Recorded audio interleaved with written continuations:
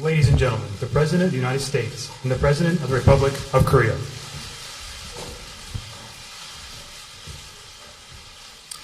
Please be seated.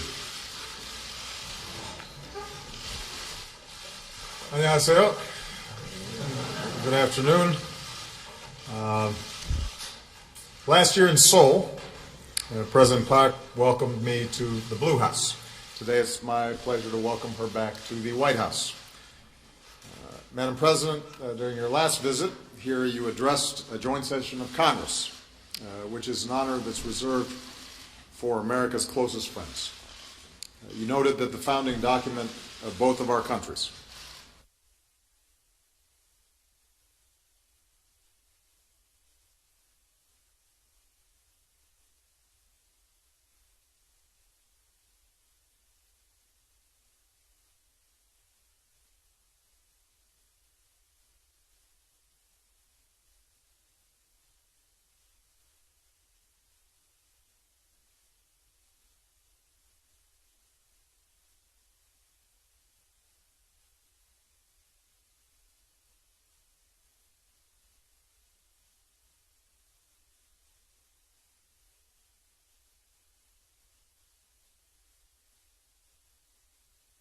strengthen our alliance for the future, and today I want to reaffirm that the commitment of the United States to the defense and security of the Republic of Korea will never waver. Our alliance remains a linchpin of peace and security, not just on the Korean Peninsula, but across the region. And so South Korea plays a central role in America's rebalance to the Asia Pacific, and we continued that work today. As we agreed in Seoul last year, our militaries are investing in shared capabilities, including the technologies and missile defenses that allow our forces to operate together effectively. We want to ensure that our Korean allies have the capabilities that are needed to take on greater responsibility for the defense of the peninsula and the eventual transfer of operational control of the alliance. And we're determined to maintain our readiness against any threat. Madam President, I want to commend you and the people of South Korea for the resolve that you displayed this summer following North Korea's reckless actions in the DMZ that wounded 2 of your soldiers. North Korea was reminded that any provocation or aggression will be met by a strong, united response by South Korea and the United States. Likewise, Pyongyang's nuclear and missile programs have achieved nothing except to deepen North Korea's isolation. Today, President Park and I are reaffirming that our nations will never accept North Korea as a nuclear weapons state. We will continue to insist that Pyongyang must abide by its obligations on the complete and verifiable denuclearization of the peninsula in a peaceful manner. And given the horrific treatment of the North Korean people by their government, our 2 nations will continue to expose abuses and call for accountability for human rights violations. At the same time, we do support President Park's efforts to improve relations between South and North Korea. As my administration has shown with Iran and with Cuba, we are also prepared to engage nations with which we've had troubled histories. But Pyongyang needs to understand that it will not achieve the economic development it seeks so long as it clings to nuclear weapons. In contrast, President Park has articulated a better vision, a unified Korea, free from the fear of war and nuclear weapons, and that's a vision that we very much support. Beyond the peninsula, President Park shared her proposal, the Northeast Asia Peace and Cooperation Initiative, to build greater cooperation among the countries of the region, and we welcome those efforts. President Park and I met with Prime Minister Abe of Japan last year to address shared challenges, and the trilateral summit that President Park will host this month can be another step forward in building positive relations between South Korea, Japan, and China. With respect to trade, we reviewed the first 3 years of our Chorus trade agreement. Bilateral trade is up, including exports of American autos. We do still have work to do, and I convey that when the issues of implementing Chorus have arisen, they have been resolved, but we need to resolve them quickly. And President Park discussed the regulatory reforms that she's pursuing those are reforms that we welcome. And finally, I'm pleased that our alliance is increasingly a global one.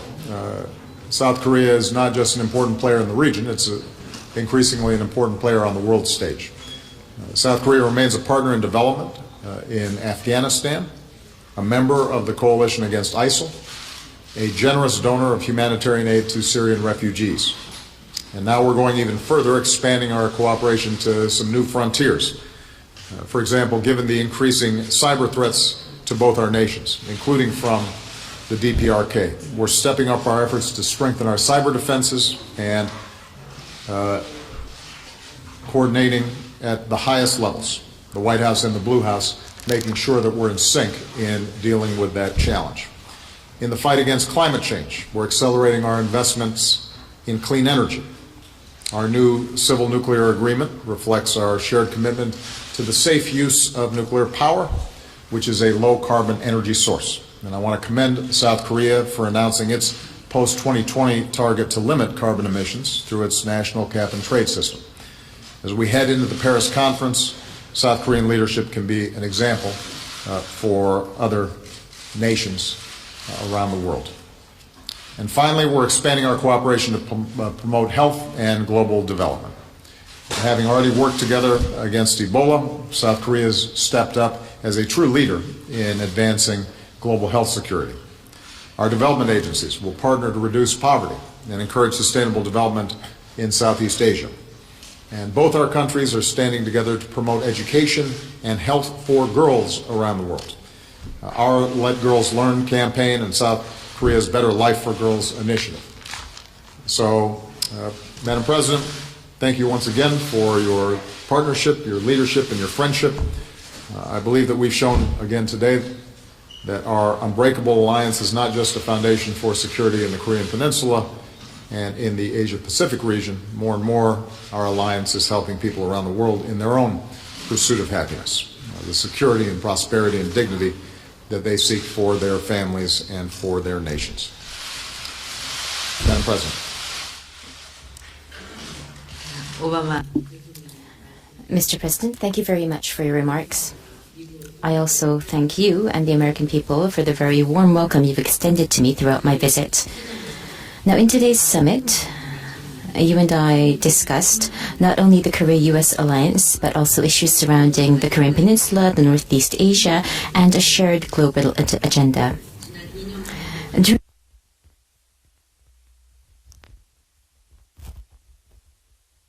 Transition of operational control and the revision after 42 years of the Nuclear Cooperation Agreement, which evidences that the Korea-U.S. alliance is stronger than ever.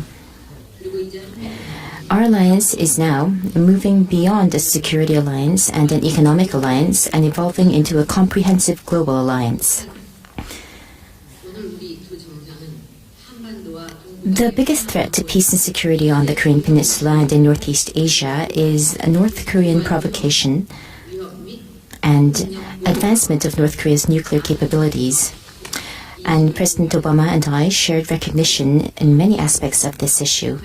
First, to deter any strategic provocation by the North, Korea and the U.S. will continue to strengthen coordinated efforts with the international community, including China, Russia, and Japan. And to this end, we will try to fully utilize the various regional and multilateral gatherings that are to take place. Second, with a sense of urgency and firm commitment, we have agreed to strengthen diplomatic efforts to resolve the North Korean nuclear problem. On the basis of Korea-U.S.-Japan cooperation, we will strengthen coordination among the 5 parties, while Korea and the United States will deepen consultations with other countries, including China. Third, should North Korea demonstrate a genuine willingness towards denuclearization, we reaffirm that Korea and the U.S., along with the rest of the international community, stand ready to extend cooperative measures to the North. In our discussions, we looked beyond today.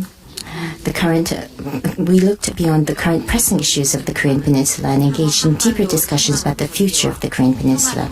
With regard to the changing situation in the Korean Peninsula and in the process of peaceful reunification, we will continue to pursue mutually coordinated policies on North Korea At the same time, to create conditions conducive to peaceful unification, we will also deepen high-level strategic consultations between Korea and the U.S. I would also like to thank President Obama for his support for the Korean government's ideas on peaceful unification. Today, we adopted a joint statement on North Korea that contains our shared recognition on these related issues. The Korea-US alliance is the linchpin of peace and stability in the Asia-Pacific, and there exists a synergy between President Obama's rebalancing the policy in the Asia-Pacific and our Northeast Asia Peace and Cooperation Initiative, or NAPC. And I would like to thank President Obama for his warm words of welcome and strong support for NAPC. In late October, the second high-level NAPC forum will be held in Seoul, and I hope that Korea and the United States will continue to engage in close cooperation in that forum and beyond. President Obama also recognized Korea's initiative in reviving Korea-Japan-China trilateral talks that have been on hold for the past 3.5 years. And he also expressed his high hopes for the Korea-Japan-China summit that will be held in 2 weeks' time. We also showed the recognition that such meetings may meaningfully contribute to the improvement of bilateral relations in our region. President Obama affirmed that Korea-US relations and Korea-China relations can be compatible and supported Korea's policies toward China. The recent summit meetings between Korea and China, the US and China, and now Korea and the US have served to build consensus regarding North Korea and its nuclear program, and we believe that this will play a positive role in ensuring peace and stability on the Korean Peninsula and throughout Northeast Asia. In dealing with the North Korean nuclear problem, we will also seek to strengthen cooperation between Korea, US, and Japan.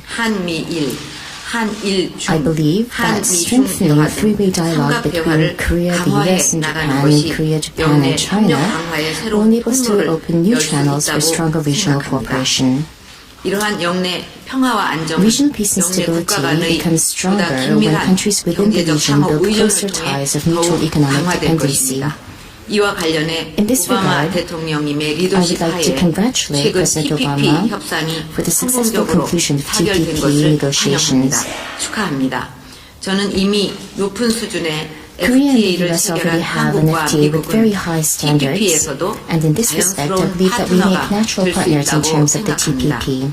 Since TPP negotiations have now been concluded, we will be engaging in closer cooperation with regard to Korea's possible participation in the TPP. Today's meeting was particularly meaningful in that it provides impetus to our efforts to open new frontiers of cooperation within the Korea-US alliance and strengthens our global partnership. Korea and the United States will focus first on health security, cybersecurity, space, and Arctic cooperation, which are gaining the spotlight in this 21st century. In the realm of space, particularly, we will work to quickly conclude talks on the Korea-US Agreement on Space Cooperation to establish an institutional foundation for such cooperation. In the cyber world, too, in order to enhance common response capabilities against cyber attacks, we have agreed to establish a hotline between the White House and the Blue House for cyber cooperation. On global issues, President Obama and I, on the occasion of the 70th anniversary of the United Nations, have agreed to strengthen cooperation on climate change, development cooperation, UN peacekeeping operations, nuclear security, humanitarian aid for refugees, violent extremism, and other urgent global issues. 협력을 강화해 나가기로 하였습니다. 오늘 회담은 Today's summit served as an opportunity to set forth a clear vision and strategy for the future of the Korea-US alliance. In forging a new Korean Peninsula, a new Northeast Asia, and a new world, I'm confident that the Korea-US alliance will continue to evolve into a comprehensive strategic alliance. All right, we're going to take a couple of questions. We'll start with Michelle Kaczynski, CNN. Thank you, Mr. President. On 2016, now that we've seen the Democratic candidates in their first debate and how they did, and maybe you can share some of your thoughts on how much you watched of that. Do you feel like the window now has closed on the vice president entering the race? And if you don't feel that it's closed, do you feel that he, in a sense, owes it to fellow Democrats to get in very soon? And also on Israel, we heard Secretary Kerry say that one of the roots of what's going on there now is frustration over settlement activity. Do you feel like that is a root cause of the violence? And do you feel like President Abbas has a responsibility to condemn attacks and try to stop them? And President Park, welcome. As you know, the U.S. has reached this deal now with Iran over its nuclear program. I'm not sure if I should start over. Were you able to hear that, President Park? As you know, the U.S. has reached a deal now with Iran over its nuclear program, but how would you feel if that were North Korea? Would you welcome attempts for such a deal, and do you feel like you would ever trust North Korea to abide by such an agreement? Thank you.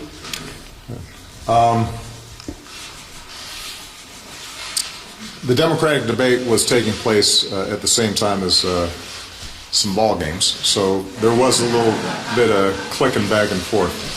I'm not going to comment on what Joe's doing or not doing. I think you can direct those questions to my very able vice president. The one observation I'll make about the Democratic debate was that those are all some very fine people. They share a belief in an economy that is working for everybody and not just the few. They share a belief that America has to project strength around the world by maintaining the finest military, but also by making sure that we've got a strong economy back home, that we're employing diplomacy and working with other nations wherever possible to solve big problems like climate change. So what was interesting to me was the degree to which,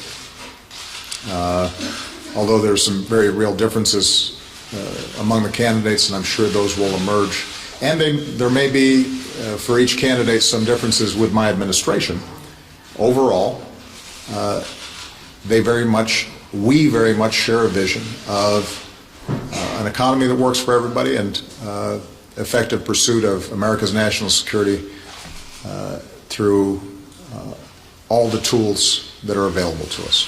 And I was very impressed with all of them, and I know them personally, and they're good people. Beyond that, I think it's up to the American people to decide. And so I will have a vote like everybody else as a citizen, and that ballot's private, and I don't have to share my views about that right now because I think it's important for the American people to make up their own decision. I think that the Vice President, like every other candidate, makes their own decisions about these issues, and they'll have to figure out whether it makes sense for them. With respect to Israel, obviously we're very concerned about the outbreak of violence that initially is centered on Jerusalem, but we always are concerned about the spread of violence elsewhere. We condemn in the strongest possible terms violence directed against innocent people and believe that Israel has a right to maintain basic law and order and protect its citizens from knife attacks and violence on the streets. We also believe that it's important for both Prime Minister Netanyahu and Israeli elected officials and President Abbas and other people in positions of power to try to tamp down rhetoric that may feed violence or anger or misunderstanding, and try to get all people in Israel and in the West Bank to recognize that this kind of random violence isn't going to result in anything other than more hardship and more insecurity. And I don't think we can wait for all the issues that exist between Israelis and Palestinians to be settled in order for us to try to tamp down the violence right now. I think my views are well known that over time, the only way that Israel is going to be truly secure and the only way that the Palestinians are going to be able to meet the aspirations of their people is if there are two states living side by side in peace and security. Those talks, which Secretary Kerry put enormous effort in, and before that, a number of our envoys and Secretary Clinton put enormous effort in, have stalled. And I think it's going to be up to the parties, and we stand ready to assist to see if they can restart a more constructive relationship. But in the meantime, right now, everybody needs to focus on making sure that innocent people aren't being killed. And even though you didn't ask me the question, I'm just going to horn in on the question that you asked President Park, because we actually discussed Iran and what it could teach us about the situation in North Korea.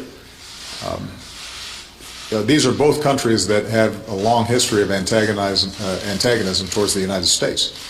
But we were prepared to have a serious conversation with the Iranians once they showed that they were serious about the possibility of giving up the pursuit of nuclear weapons. And I suspect President Park agrees with me here that at the point where Pyongyang says we're interested in seeing relief from sanctions and improved relations, and we are prepared to have a serious conversation about denuclearization, I think it's fair to say we'll be right there at the table. Now, whether even if they made that gesture, they would then be willing to subject themselves to the kind of rigorous verification regimes that we've set up with Iran, particularly given their past violations of agreements. That's a separate question. But we haven't even gotten to that point yet because there's been no indication on the part of the North Koreans, as there was with the Iranians, that they could foresee a future in which they did not possess or were not pursuing nuclear weapons. Just to be completely clear, do you agree with Secretary Kerry on the role of settlements in leading to the violence? I don't think that's what Secretary Kerry said. I think what Secretary Kerry said is that we have to end the violence, that Israel has a right to prevent its citizens from being subjected to random violence, that all parties have to lower the rhetoric, that the religious sites that are so important to three of the world's major religions inside of Jerusalem need to be respected, and that the status quo that allowed shared worship in and around these spaces needed to be maintained.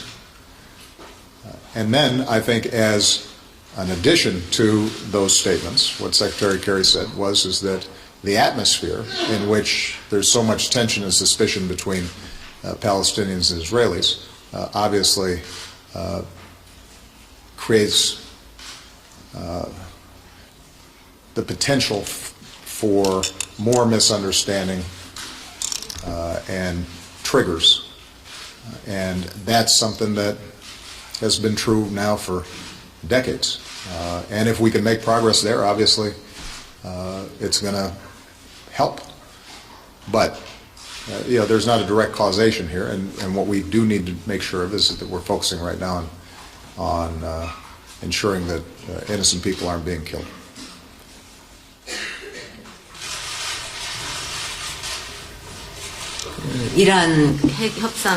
With regard to the Iran agreement and whether it could be applied to the North Korean situation, I think that was what the question was about. 이란 핵 협상 Now, if you look at the Iran negotiations and how it was concluded, how you reached an agreement, we saw the United States and the U.S. leadership lead the whole process, and we had other countries that also made concerted efforts. We had international efforts that came together that made this possible, and I think that's a very important lesson that we need to take away from this. Now, if you look at the North Korean nuclear problem, we do have international cooperation in that area. We have China and Russia that are also all vehemently against North Korean nuclear capabilities. So we do have some international cooperation there.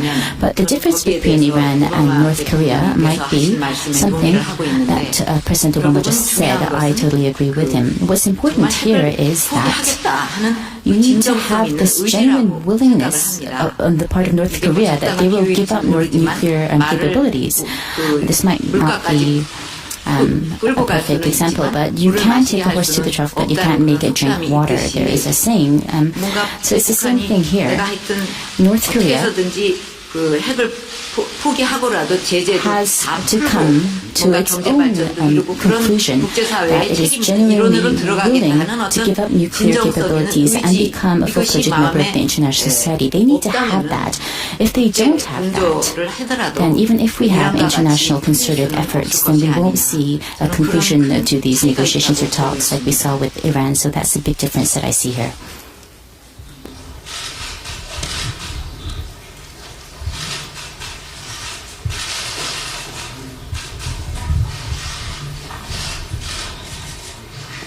What do you want to call it, Madam President? They all seem very capable. 네, 동아일보 박민혁 기자입니다. 우리 정부는 한반도 신뢰 프로세스를 토대로 남북 관계 개선을 위해서 굉장히 노력을 하고 있는데 다 아시다시피 북한 같은 경우는 핵과 미사일 개발에만 몰두하고 있습니다. 그래서 이제 후반기 남북 관계를 어떻게 이끌고 갈지 구상을 좀 알고 싶고요. 그 다음에 한 가지 더는 지난 9월 중국 방문 때부터 이 조속한 한반도 통화 통일이라는 표현을 자주 쓰십니다. 임기 내에 한반도 통일이 가능하다고 생각하시는지 묻겠습니다. 마지막 질문은 두 분께 동시에 질문을 드리겠습니다. 한국에는 이런 말이 있습니다. 자주 보면 정이 든다는 표현이 있습니다. 두 분은 이번이 네 번째 정상회담이고 바자회의 때 자주 만나셨습니다. 어떻습니까? 두 분이 정말 정이 들었는지 그것도 알고 싶습니다. So I just want to ask, have you grown closer? 그 마지막 질문부터 답을 드리면 저는 정이 Now, let 많이 me answer the last question first. Then yes, the answer is yes for me. 하여튼 먼저 얘기를 드리겠습니다. So let me continue with my answers to your question. 한반도 신뢰 프로세스는 Now, the Korean Peninsula Trust Building process, 이런 원칙이 있죠. basically we 북한의 have this 도발에 principle. 대해서는 Now, we will 단호하게 be 대응을 very 한다. sternly and 대화의 decisively 문은 dealing with any 항상 provocations, but we're 열어놓고 also 신뢰를 leaving 구축하는 the door 노력을 open for a dialogue, 계속하겠다는 and we'll 그런 continue to make 얘기인데 efforts to build trust. 그것이 이제 우리 So this is the basic 지금 principle. 정부의 그 대북 정책의 And 기조라고 할 this 수 is the basic 있습니다. underlying 지난 foundation of 8월 all 달에 North Korean policies. DMZ에서 그 In 북한의 도발이 August, there 있었을 was a 때 North Korean 그 provocation in the 원칙이 demilitarized 그대로 zone, 적용이 and we 됐습니다. stuck to this principle 그래서 and applied it 결국은 to the situation. 강력하게 대응을 해서 And we 8.25 were very 합의까지 firmly responding to this 이끌어냈는데 situation, and as a 결국은 result, we were 그것은 무엇을 able to 뜻하느냐 reach the 하면 August 25th agreement 북한의 between the two 도발에 대해서 Koreas. 보상하고 그러면 또 So 도발하면 we 또 had this vicious 보상하고 cycle where 그런 North Korea kept on 악순환을 provoking us, and then we just 의지이고 rewarded it, 또 and it 하나는 went on and we 도발과 want to stop 위협으로 this. 우리의 대북 정책 기조는 And 바뀔 수 없다는 we 점을 are very 분명히 clear 한 that our 거라고 North Korean 봅니다. policy 그래서 line will not 앞으로 change just because North Korea continues to provoke and threaten us. 합의를 어떻게 원만하게 Now, 앞으로 the 이행을 current 해 government 나감으로써 will 또 화해와 try to smoothly implement 협력을 the 위한 August 구체적인 25th agreement, 조치들을 또 and we 실천을 seek 해 to put into 나가고 place concrete 그렇게 measures for 함으로써 이 reconciliation 관계 and 개선의 cooperation in an 모멘텀을 effort to maintain this 살려나가려고 momentum for 합니다. improved inter-Korean 어떻게 ties. 보면은 좀 이렇게 적당히 이렇게 Now, 하면 오히려 관계 in 개선이 the 되지 past, 않겠느냐 some 이렇게 생각할 수도 people, you might 있겠지만 have thought that, well, if you just let 그렇게 원칙 something 없이 slide, won't you 적당히 get along 해갖고 better? 어떤 결과가 But 나왔는가 하는 거를 if you 우리는 look at the results 봤고 of that 어떻게 attitude, 보면은 they 이런 really weren't 원칙 very 있는 good. We 대응이 need a 관계 principled 개선을 하는 데 approach, 있어서 and this principled 지금은 어려울지 approach 모르지만 might make it difficult for the time 바탕이 being, 됐다. the immediate time being. 거기서부터 관계 개선은 But 시작이 되는 that 것이다. is where 저는 이렇게 improved 보고 relationships will 있습니다. actually start. That is my belief. 통일은 사실 Now, 언제 reunification 어떻게 is something 이루어질지 that no one can 아무도 really 예측할 predict. 수가 없죠. 아까 그 회담에서도 Now, in the summit 독일의 earlier 예를 too, we talked about Germany. 얘기를 나눈 적이 있습니다. 독일 콜 수상이 And how, 한 the Chancellor 10년 Kohl 안에는 독일 통일이 said 될 that 거다고 이렇게 얘기를 했는데 German 바로 reunification 3일 would 만에 happen in 10 years' time. 베를린 But 장벽이 then 3 무너졌다는 days 거 later, the Berlin 아니겠습니까? Wall came falling down. 예측할 수가 So it's really something 없는 that's very 일이지만 unpredictable. 우리로서는 그게 언제 그런 But 상황이 되더라도 no matter 항상 when it happens, 준비가 돼 for 있어야 us, we need to 된다. be 이게 prepared. 중요하다고 I think that 생각합니다. is the most 그래서 important point for 어떤 us. 상황에 대해서도 So, 대비할 수 있는 for any 그런 circumstances, 그 we need to 노력을 be prepared, and we are making efforts 해나가면서 in this 사실 뭐 regard. 지금 통일준비위원회 이런 것도 We do have 만들어서 a reunification 실질적인 preparation 그런 committee 준비를 that 해나가고 are looking 있는데 또 into the 동시에 practical aspects of 통일은 reunification, how we 남북만의 prepare 문제가 for it. 아니라 But reunification is actually not just between South and North 국제사회의 Korea. 문제이기도 It 합니다. also 그렇기 affects the 때문에 greater international community, so we need to also 세계의 look at our neighboring 여러 countries 나라의 어떤 and 한국 통일에 대해서 we 좋은 need 환경, to create 공감대를 an 이루는 environment 환경, throughout the world where 그것이 there's consensus that 지역을 people agree 위해서나 that yes, 세계 reunification 평화를 is needed, 위해서나 번영을 and 위해서 this will be 어떻게 good for 얼마나 the region, for 좋은 일인가 peace and 하는 것을 prosperity. 잘 알리는 We 그런 need to 노력 be able to 그것이 tell our 필요하다고 neighbors 생각을 and the greater 해서 world 그 that 통일 외교 reunification is a 노력을 good thing for 앞으로 the region and the 계속해 world, 나갈 and we will continue to make 생각입니다. efforts in this regard as well. I was impressed the first time I met with President Park, and just have become more and more impressed with her leadership, the clarity of her vision, and she has not only been a great partner to us, but I think has helped to continue Korea's broader role in global affairs. And so I'm very proud to be working with her, and I think our strong relationship is also a reflection of the extraordinary friendship and close relationship between the American people and the Korean people. Carol Lee. There you go. Thank you, Mr. President. Now that your administration has said that Iran very clearly violated a UN Security Council resolution with its recent missile test, what are the consequences for that going to be? Would you be able to accept additional U.S. sanctions against Iran? And given this missile test and Iran's actions in Syria, how concerned are you that they're being this aggressive before they've even gotten the billions of dollars that they're supposed to get under the nuclear deal? And if I could quickly ask you if you could comment on the deal that the U.S. and Russian militaries have reached. Does this mean that Russia and the U.S. are going to be at cross purposes in Syria going forward? And if you could, are you disappointed that Secretary Clinton opposes your trade deal, particularly given that your administration has not released the final draft? And President Park, you recently appeared in Beijing with the leaders of Russia and China. What message were you trying to send to the U.S. with that appearance? All right. I got to write these down, Carol. Iran. What was the second one? Russian military. And Hillary. And God. Whew. All right. Let's see if I can. Take these in turn. With respect to Iran, Iran has often violated some of the prohibitions surrounding missile testing. And our position with respect to UN resolutions, prohibitions, and potential sanctions are unchanged with respect to their to missile programs. And this is something that I made very clear during the debate around the Iran nuclear deal. The Iran nuclear deal solves a specific problem, which is making sure that they don't possess a nuclear weapon. And it's our best way to do that. It does not fully resolve the wide range of issues where we've got a big difference. And so we are going to have to continue to put pressure on them through the international community, and where we have bilateral channels, through bilateral channels, to indicate to them that there are costs to bad behavior in the region and around the world. But we're not going to do that more effectively if they're also on a separate track pursuing a nuclear weapon. With respect to their actions in Syria, as I've said before, they're just doing more of what they have been doing for the last 5 years, as is Russia. And it's an indication that their basic premise, their basic theory about how to solve Syria has not worked and will not work. I mean, their preference originally was, we will simply send arms and money to Assad and he will be able to clamp down on dissent. And when that didn't work, they directed Hezbollah to come in and prop them up and sent in some of their own military advisors. And that did not work. And now the Russians have come in and Iran is going to send more people in. But it's also not going to work because they are trying to support a regime that, in the eyes of the overwhelming majority of the Syrian people, is not legitimate.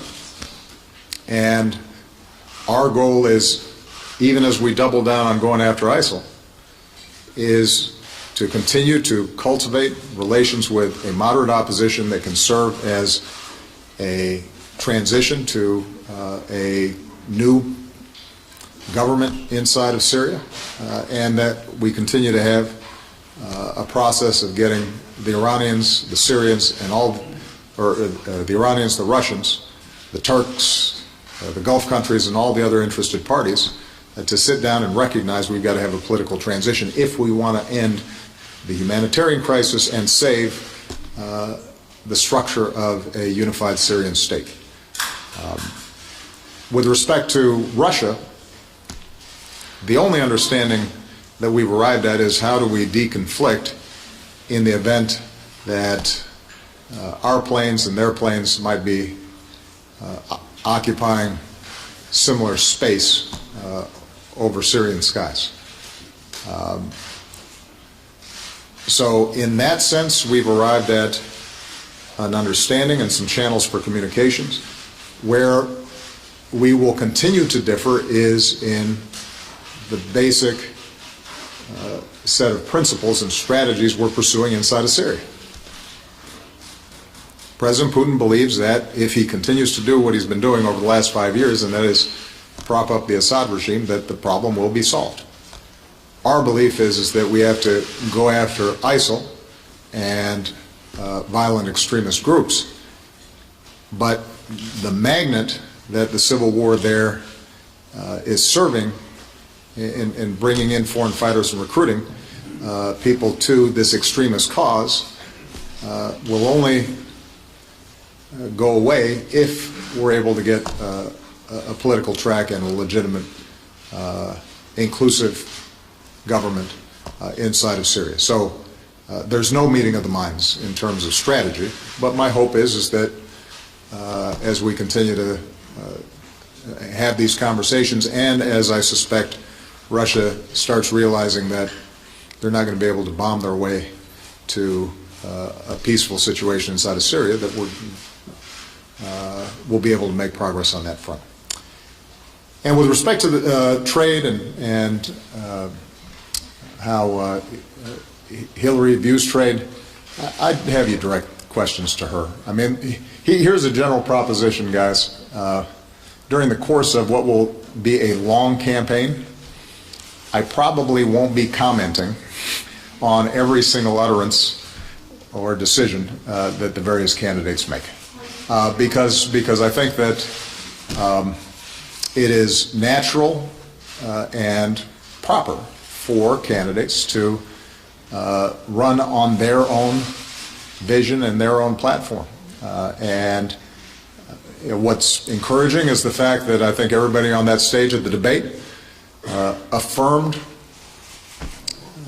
what I've said in the past, which is we agree on 95% of stuff, and on the basic vision of a country that is building out our middle class, is making sure that everybody who works hard gets a shot, that believes immigration strengthens us rather than weakens us, that believes that people should be treated fairly and equally. The vision of the Democratic Party that I've fought for is one that is broadly shared by all the candidates. There are going to be some areas where they differ at any given point. Now, I'm happy to make the case once again for the trade agreement itself. And I hope, Carol, you take the time to read it, because what you'll see is that it meets the promise that I made. The most progressive, highest standard trade agreement that we have ever put forward, that deals with chronic problems like child labor or forced labor and is enforceable, that makes sure we are upping our game in the Asia-Pacific region on the environment and is enforceable, that protects intellectual property, that is the wellspring of innovation here in the United States, that makes sure that our businesses are treated fairly when they invest in other countries, that opens up markets. Keep in mind, we have some of the lowest tariffs in the world already. So we're already seeing goods and services being sold by other countries here, and the countries that are part of TPP have significantly higher tariffs. For us to be able to get those lowered, just the example of Japan, where they slap on 10, 20, 30, 40% taxes on some of our goods and services, for those to come down, and in the case of U.S. manufacturing goods, those tariffs being eliminated completely, that's a big deal. So I'm sure that we'll continue this debate as we post the actual terms of the agreement and Congress has a chance to review it. I'm pretty confident I'll be able to persuade a whole lot of people once they see the outlines of the deal that it's the right thing to do. And as President Park indicated, there's a geopolitical reason for us doing it as well. We want those of us who already have high standards to make sure everybody else does too, because that's going to make our businesses more competitive. It's going to put our workers in a better position so that they're not undercut by low wages or forced labor, that their plants don't suddenly shut down because we've got environmental laws that other countries aren't following. It's the right thing to do.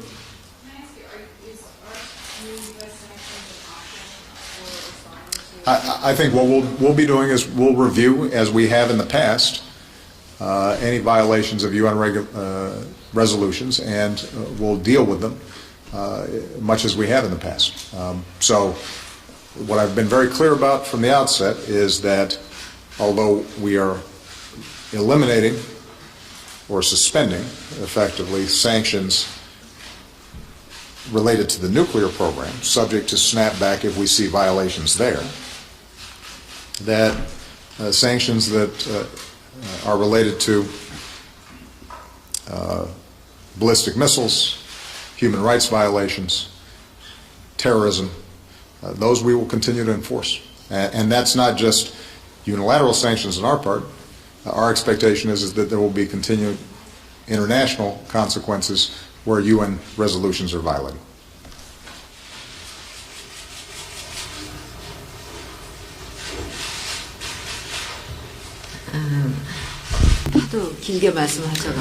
Well, it was a very long answer, and I kind of forgot the question that was asked to me.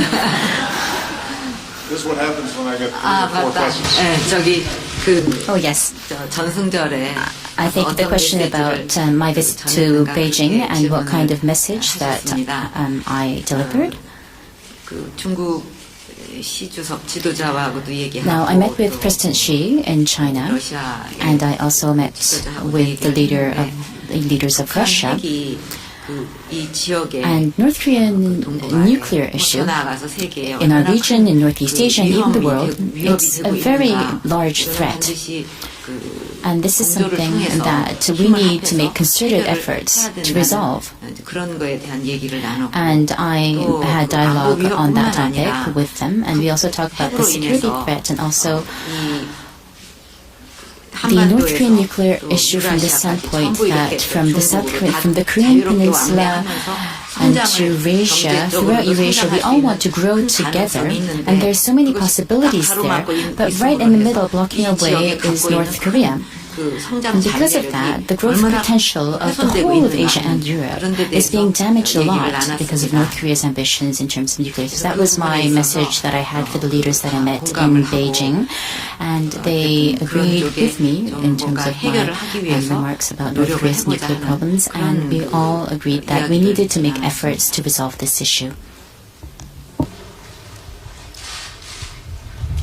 안녕하십니까. 연합뉴스 TV 윤석이 기자입니다. 먼저 버락 오바마 대통령님께 질문드리겠습니다. 최근 미국 내에서 한미 동맹 관계의 균열을 우려하는 일부의 목소리가 있는 것으로 알고 있습니다. 어떻게 평가하시는지, 또 이런 상황에서 박근혜 대통령의 방미가 어떤 의미가 됐는지 의견을 들었습니다. 박근혜 대통령님께도 질문드리겠습니다.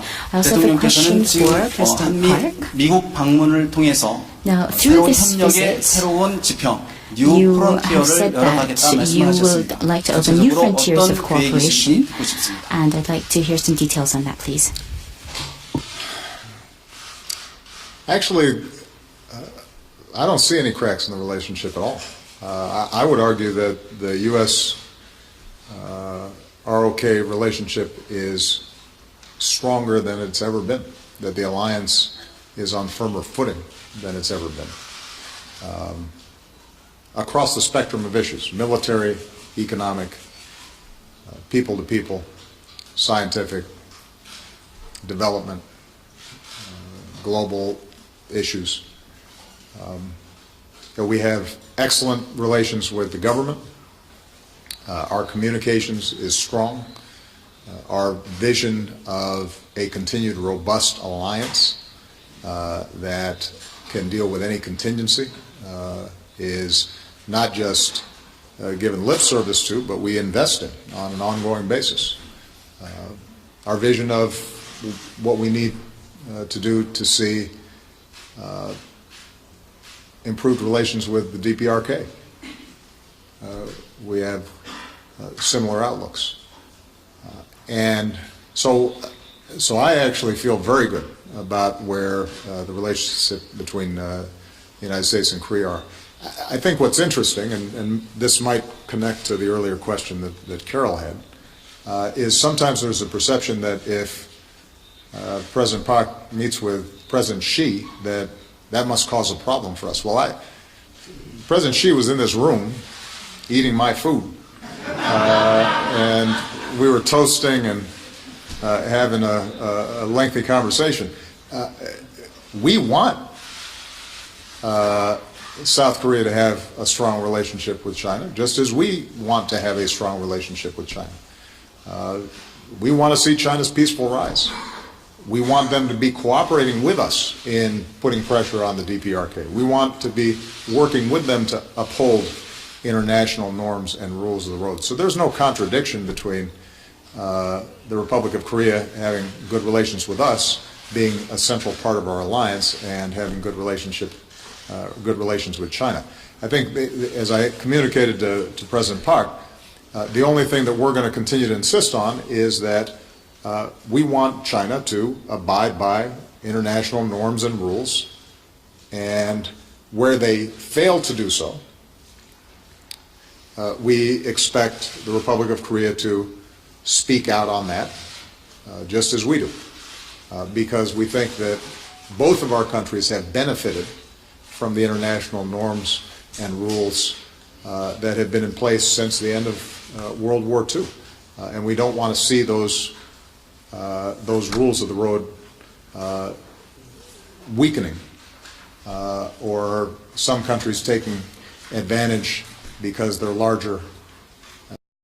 That's not good for anybody, including South Korea. You obviously, given the size of China right there on your doorstep, if they're able to act with impunity and ignore rules whenever they please, that's not going to be good for you, whether that's on economic issues or security issues. So again, I think there we have a shared interest, and my hope is that as a consequence of the outreach that President Park has done, the historical challenges that exist there, that we can create in Northeast Asia the kind of cooperative, forward-looking relationship among all countries that will be good for our children and our grandchildren.